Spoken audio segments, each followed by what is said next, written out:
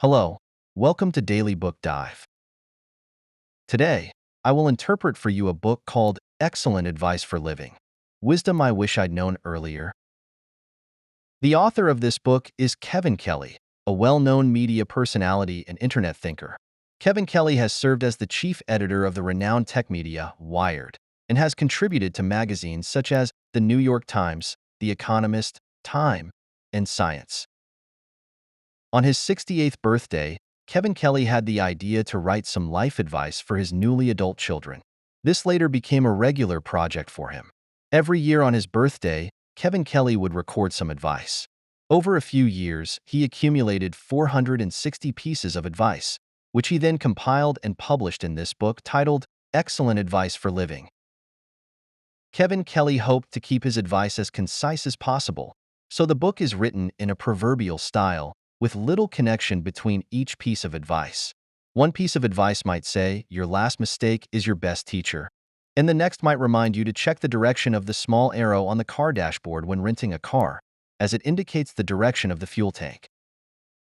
Some advice might even seem a bit mischievous, like, "Walk through a place that might prohibit your passage as if you belong there." Another says, "On a road trip, to keep kids behaving, you might carry a bag of their favorite bulk candy and throw a piece out the window when they misbehave." You can imagine the old man's mischievous grin as he wrote these tips. However, I found that behind these pieces of life advice, Kevin Kelly reveals a unified view of life. Life is a series of choices. What does that mean? Let's take an example from the book. Kevin Kelly says, "There's no such thing as on time. You're either late or early. It's your choice." Why say there's no such thing as on time? Think about it. If you and I agreed to meet tomorrow morning at 9 o'clock, and you walk into the meeting room at 9 o'clock to find me already there, you'd think I was very punctual. See, what we often call on time is actually being earlier than the time the other person has set. As for us, it's not that precise, so it's either a little before or after that time point, meaning you're either early or late. These are the two choices. Kevin Kelly doesn't conclude whether we should choose to be late or early, nor does he make a moral judgment that being late is wrong. How does he advise us? He uses two other pieces of advice to analyze the consequences of being early and being late. One is being on time represents respect, and the other is when you make others wait, they start to think of all your faults. If you care more about your time, and it doesn't matter if others think you have flaws, then you can choose to be late. If you want to make others feel respected and don't want them to think of your faults, then it's better to be a bit early. Following this perspective, let's look at the 500 pieces of life advice from Kevin Kelly, and the logic behind them becomes clear. These pieces of advice, in fact, are all about life's choices. I've summarized 4 choices that Kevin Kelly cares most about. First, when should you be fast, and when should you be slow? Second, when should you stick to something, and when should you change? Third, when should you be optimistic, and when should you be cautious? Fourth, when should you be proactive, and when should you withdraw? In this audio session, we'll explore these 4 choices as we introduce Kevin Kelly's book, Excellent Advice for Living. Part 1. Let's first talk about, in Kevin Kelly's view, when should you be fast, and when should you be slow in life? Kevin Kelly believes that work should be done quickly. In this book, he shares many ways to improve work efficiency. The core principle is to quickly get into the work mode, quickly move from daydreaming to action, and quickly produce results. So, according to Kevin Kelly, setting deadlines for important work is very necessary. Deadlines help you filter out some less important tasks, allow you to quickly get into the work mode, and also help you abandon perfectionism and move from daydreaming to practical action.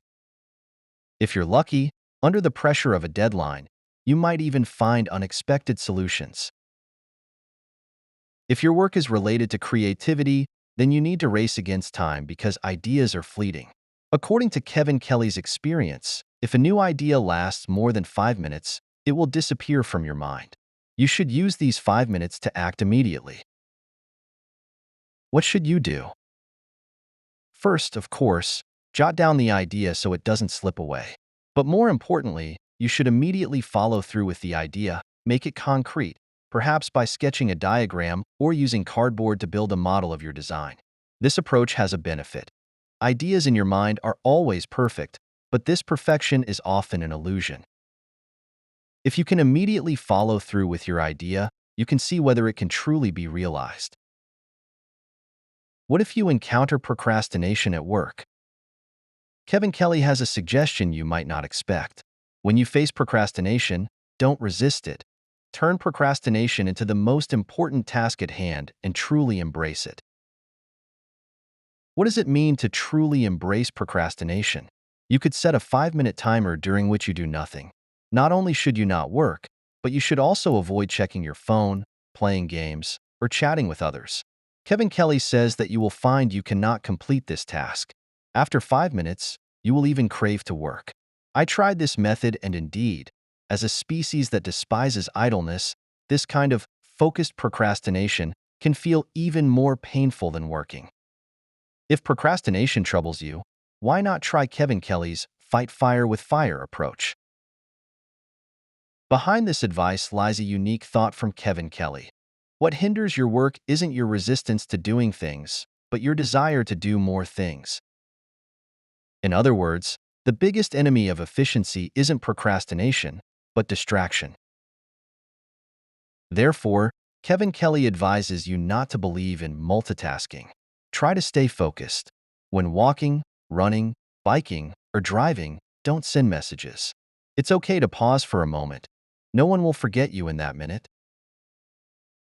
In this book, many of Kevin Kelly's suggestions about efficiency are actually about maintaining focus and not getting distracted.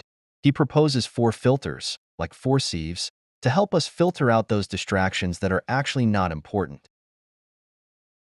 The first filter is the deadline I mentioned earlier. It helps you filter out some irrelevant tasks. The second filter is this. If someone invites you to do something in the future, like attending an event, you should ask yourself, if this event were happening tomorrow, would I still want to go? This filter can help the future you avoid many unnecessary tasks. The third filter is to review the agenda before attending a meeting and anticipate what decisions you need to make there. If you find you don't need to make any decisions at a meeting, you should try to avoid it. The fourth filter is to ask yourself this question. What is the worst consequence if I don't do a certain task? By thinking about problems in reverse, you can identify the most important tasks at hand. What should you do with the time saved through these methods? Kevin Kelly suggests that although work should be pushed forward quickly and ideas should be realized promptly, if you have high expectations for the outcomes, then the process of revising and polishing could be taken more slowly. You should separate the processes of creation and improvement. If you try to write and edit at the same time, or sculpt and polish at the same time, your creativity will quickly deplete. So, write the first draft of an article, sketch a creative design, or realize an inventive idea without reflection, criticism, or letting your creative thinking be disrupted. When you have the first draft and you want to refine it, you can take it slower and imagine the process as a very precise cut. You can't expect to cut it right the first time.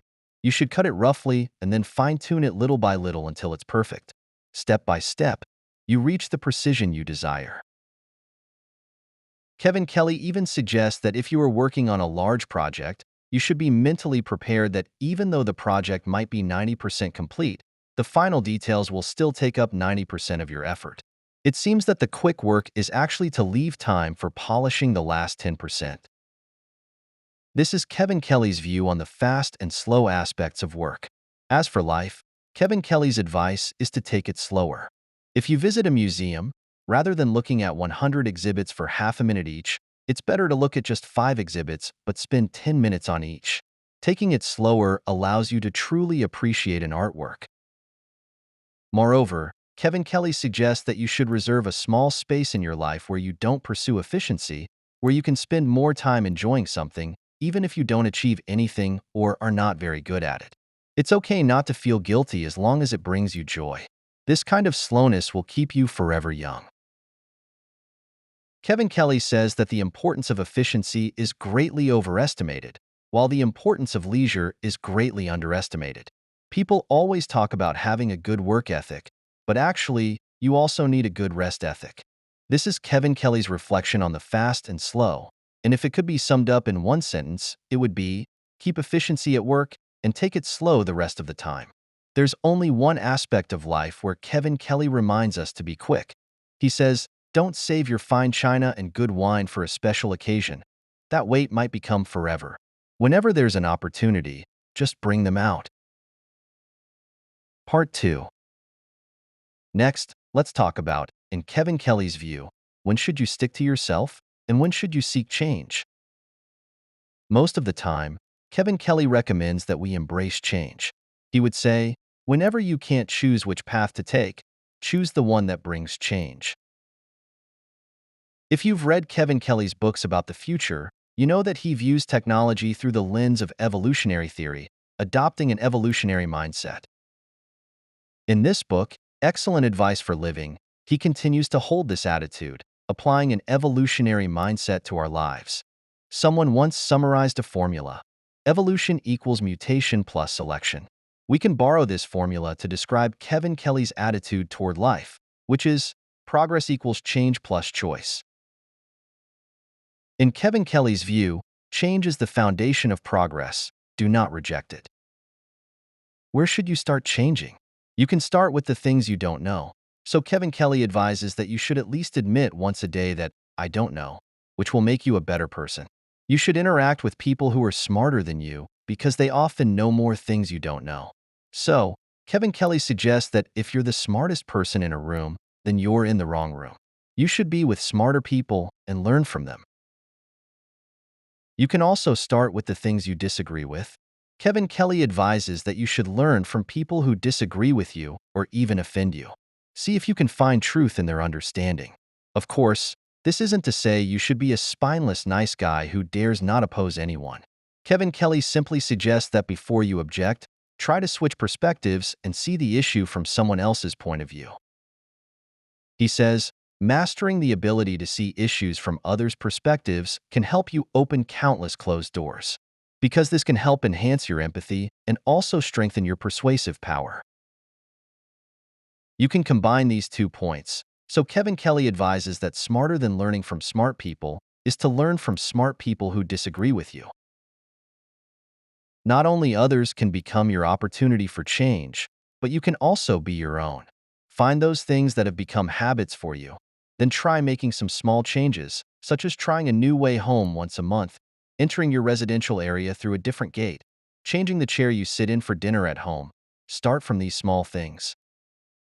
You can also buy a new travel guide for your city every year and act like a tourist for a day, which can be very rewarding. Another opportunity for change is to start from the mistakes you've made. Kevin Kelly even says you should fail quickly, fail often.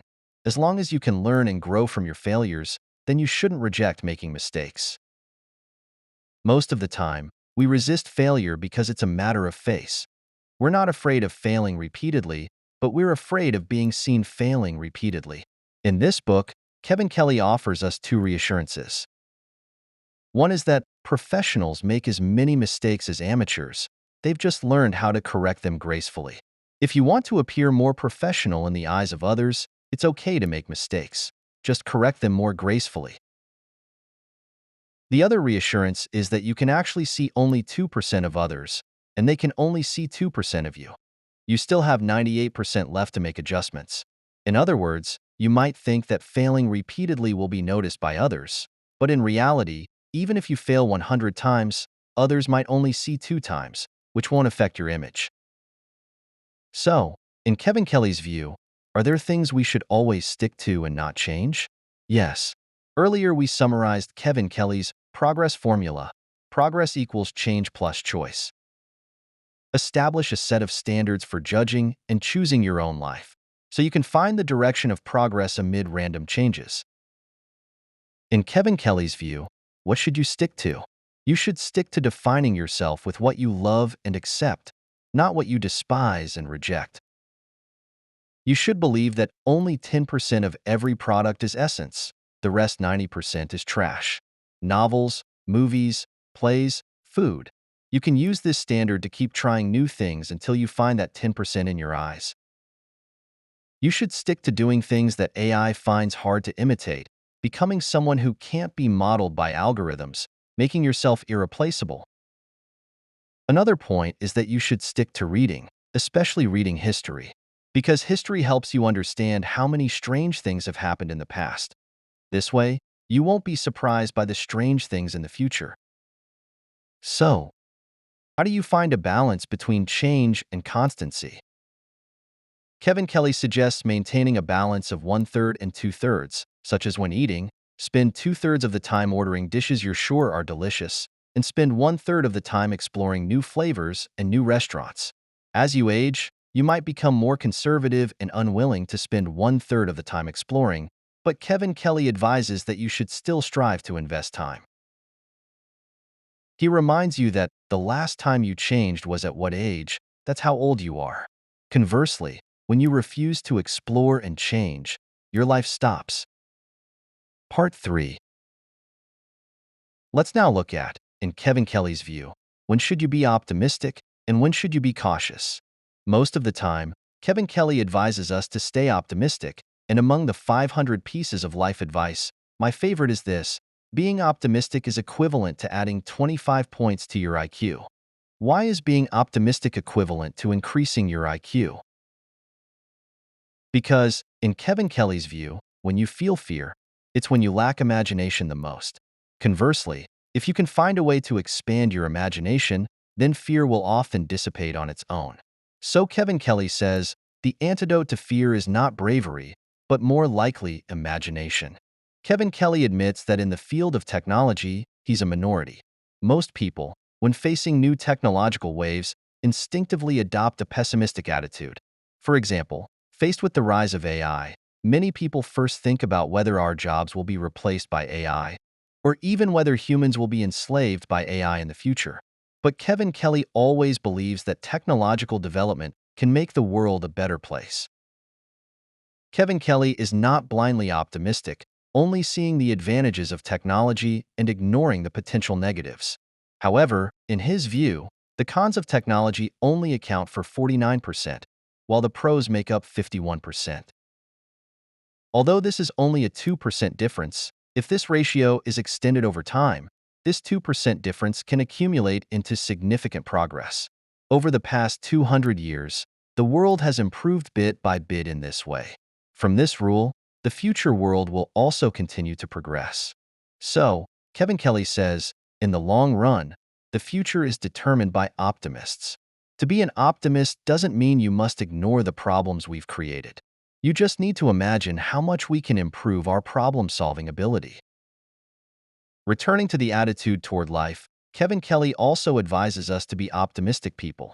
He even suggests that you should allow yourself to have some optimistic delusions. It's like turning pessimistic delusions around. People with pessimistic delusions imagine that the world is against them, but you should imagine that the entire universe is conspiring to help you succeed. Hearing this, you might think Kevin Kelly is just a blindly optimistic old man. But he also has advice reminding you to be cautious. There are 3 things he won't be blindly optimistic about. First, when using sharp objects, remember to always keep a distance. Second, when flying on a plane or staying in a hotel, spend a minute finding the emergency exits. By extension, Kevin Kelly advises that in life, except for love, you should always have an exit strategy for almost everything. Third, remember to back up important files, and it's best to back up your backups. How much would you be willing to pay to recover lost data, photos, or notes? Compared to regret, backing up is very cheap. Part 4. Lastly, let's talk about, in Kevin Kelly's view, when should you be proactive and when should you retreat? Kevin Kelly strongly suggests that you should be proactive in interpersonal relationships. You can never be too proactive because most of us are passive in relationships. Kevin Kelly says, everyone is shy. Other people are waiting for you to introduce yourself. They are waiting for you to email them. They are waiting for you to invite them out. Don't hesitate, just do it. Even if you're rejected by others, it's okay. You should still remain proactive. Because you'll find that many people are embarrassed to reject you a second time, and your chance of success the second time can be surprisingly high. Kevin Kelly also shares in this book his two rules in relationships, one called the third rule, and the other called the seventh rule. The third rule can help you get the answer you really want. You ask someone a question, and they give an answer. You can ask again, asking them to explain their answer. Continue to do this 3 times, and the third answer will be the closest to the truth. The seventh rule can help you find the most worthwhile person to consult. If you ask someone a question and they don't know the answer, you can follow up with, "Who do you think I should ask next?" Use the same method for the next person, and if you're willing to keep asking, by the time you reach the seventh person, you'll almost always get the answer no matter what you want to know. Kevin Kelly also advises you to be actively generous in relationships. The book contains many such suggestions for being kind to others, which I believe you've been hearing since kindergarten, so I won't repeat them here.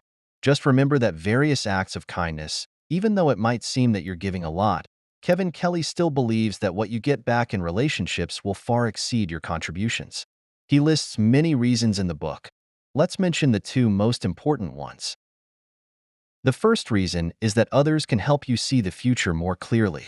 Using Kevin Kelly's own words, you need teachers, parents, customers, fans, and friends because they will see what kind of person you will become before you do. The second reason is that others can also help you see the present clearly. Kevin Kelly believes that success requires 3 abilities. The first 2 are the ability to persevere before success and the courage to give up ineffective things. You'll find these 2 abilities are contradictory. So how do you know what to give up and what not to give up? Thus, you need the third ability, which is to find good mentors and friends to help you distinguish what should be persisted in and what should be given up. Now, you can see that in the first 3 parts when we introduced Kevin Kelly's life advice, choices always appear in pairs. If Kevin Kelly has advice about speed, there's also advice about slowness. If there's advice about change, there's also advice about steadfastness. If there's advice about optimism, there's also advice about caution. But in discussing relationships, Kevin Kelly's advice doesn't have antonyms. He believes you should be more proactive, not retreat. Just like this piece of advice says, when hugging someone, let the other person be the first to let go. This is both his view on hugs and his view on life. With that, I've finished interpreting Kevin Kelly's excellent advice for living for you. At the end of this audio session, the last piece of advice I want to share with you, which is also the last piece of advice Kevin Kelly offers in the book, is about how to use this book. Kevin Kelly says, "My advice is not rules. They're like hats. If one doesn't fit, try another." Although I've introduced dozens of Kevin Kelly's life advices in this audio session, I still recommend you read this book. It's not a thick book, and because it's composed of short life maxims, it's not hard to read. I suggest reading this book in the following way. You can quickly skim through Kevin Kelly's advices, and if you agree with an advice at first glance, you don't need to spend time on it. On the other hand, those advices that you disagree with at first glance, or don't understand what Kevin Kelly means, you should take some time to think about, understand his meaning, and then ask yourself 3 questions. First, does he make sense? Second, should I learn his way? Third, what should I do in the future? If your answers are, he doesn't make sense, and I don't want to learn his way, that's okay. This period of reflection is still valuable to you. As the saying goes, an unexamined life is not worth living. By leveraging Kevin Kelly's life advices, re-examine your own life. Determine which attitudes you agree with, which you have reasons to disagree with, and which you should agree with but haven't started practicing yet. Thinking clearly about these can truly project the contents of the book onto yourself and truly bring you help. That's all for the essence of this book. You can find the link to the ebook version of this book below the video. I highly recommend that you read it further. You can also click the share button to share this book with your friends for free and share the valuable knowledge in the book with them. Congratulations, you've finished another book.